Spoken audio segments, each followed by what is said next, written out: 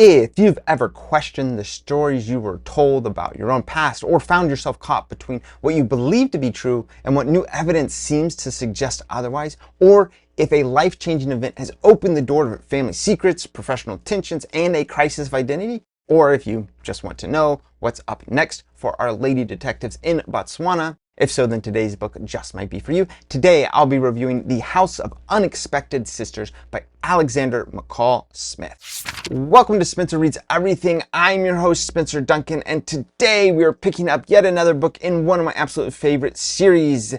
I read every genre, every topic, every tone, and I share what's worth picking up next. And I am, of course, continuing in this series. This is the 18th book in the #1 Ladies Detective Agency series. These books may seem quiet on the surface, but beneath the tea drinking and gentle humor, they offer deep insights into human behavior, community life, and personal growth. I've been working my way through the series book by book, and I'm excited to share my thoughts on each of them, including the storyline. I do try to give a decent summary. I think that is a valuable element when looking at a series like this, where with 25 books, they all start to blend together. Matter of fact, I will not swear by my summaries. I have tried to be careful, but I could be very much mixing up some storylines. I've gone back and tried to consult them to make sure I got them right, but in some cases, I just don't have time to check every piece that I want to, and I just have to say it from memory. If that sounds interesting to you, please go check out the other videos in this playlist, or go check out one of my other playlists like Discworld if you are having fun with this sprawling series and want to take on something of a comparable size. Let me just give a really quick introduction to the #1 Ladies Detective series itself. As I said, it is by Alexander McCall Smith, and it follows the wise and compassionate Mma Precious Ramotswe, who I really struggle to say her name, so I usually just call her Precious, but she is Botswana's first and finest lady detective. She is operating out of a small office in Gaborone with a keen sense of justice and a deep love for her homeland. So Precious solves cases that range from the mysterious to the mundane, often uncovering far more than just the facts.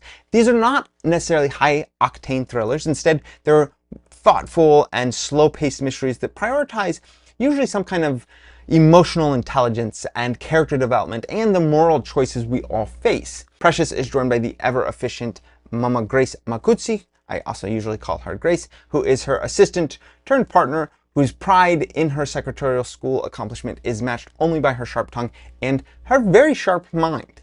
And together they navigate life's complications, both professional and personal, with a good dose of wit, as well as empathy, and a commitment to doing what's right. And so this series also shines a light on Botswana itself, including its culture, its rhythms, and its values. It's a world where tea is sacred. Obviously, if you've read any of the books, you know there is a frequent reference to how much they enjoy tea, but also where kindness matters and traditional wisdom walks hand in hand with these modern challenges. So here is my spoiler-filled summary of The House of Unexpected Sisters. This one, the main case brought to the #1 Ladies Detective Agency, seems at first fairly straightforward. A woman named Charity has been fired from an office supply company under suspicious circumstances. And so Precious is asked to investigate whether this dismissal was fair or if something more unjust or even illegal is at play.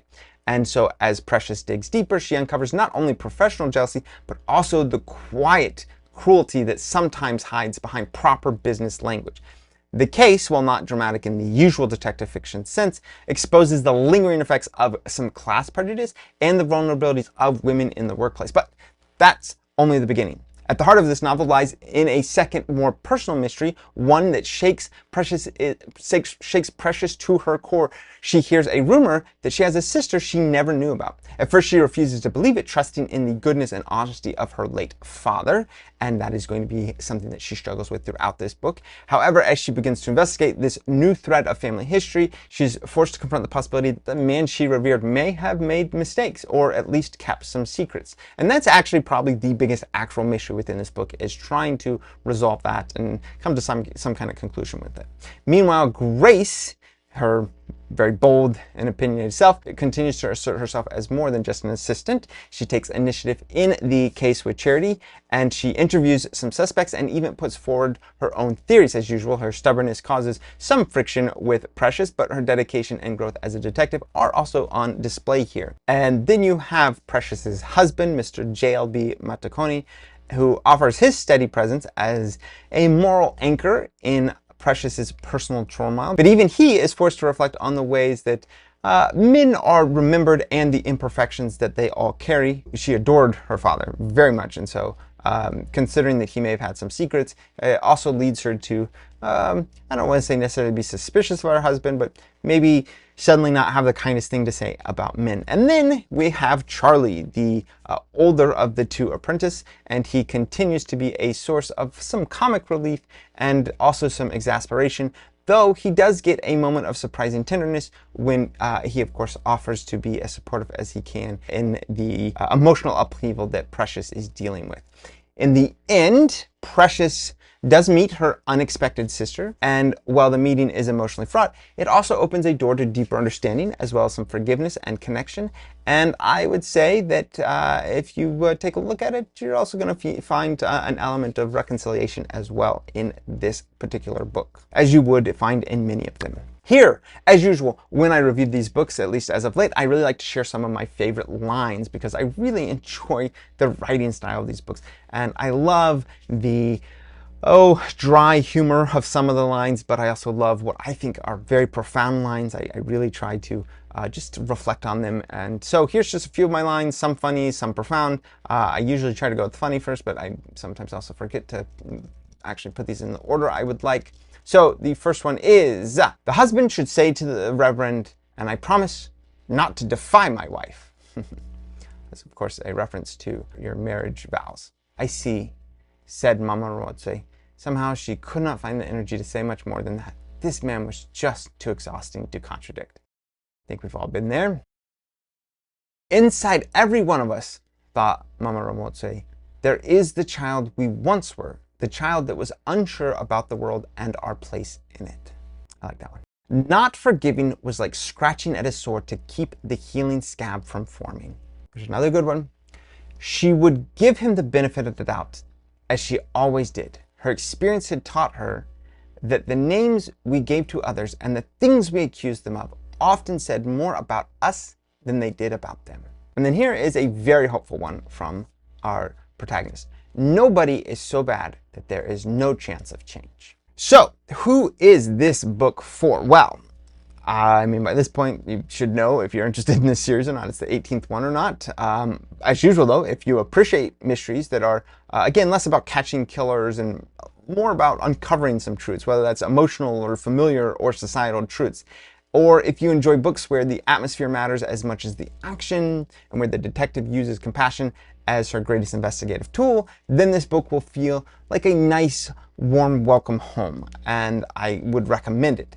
I think it's especially suited for fans of these type of character-driven fiction. If you've been following Precious and Grace's journey through the series, you'll appreciate this evolving depth of their relationship here.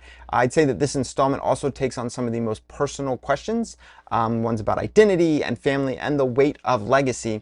And I'd say that readers who like fiction that explores emotional nuance as well as some subtle humor and quiet wisdom will find a lot of love in this book.